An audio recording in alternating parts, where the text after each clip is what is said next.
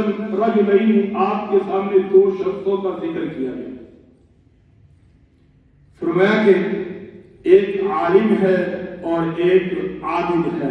आबिद इबादत करने वाला, एक इल्म वाला है। आप बताएं या सल्लम उन दोनों का मुकाम क्या है? आबिद कोई सुन्नत नहीं छोड़ता, कोई नफल नहीं छोड़ता, कोई मुस्तहब नहीं छोड़ता। गोया के इशा की सतारा रखते पड़ता है, जोहर की 8 रखते पड़ता है, और इसलिए जोहर की 12 रखते पड़ता है, असर की 8 रखते पड़ता है, मगरिब की 7 पड़ता है, 7 नफल भी पड़ता है, तहज्जुद भी पड़ता है। और आलिम जो इल्म वाला है वो सिर्फ अपने फर्ज पढ़कर जरूरी इबादत करके वो इल्म की मसरूफियत में मशगूल हो जाता है। आप बताएं इनमें से मकाम किसका ज्यादा है?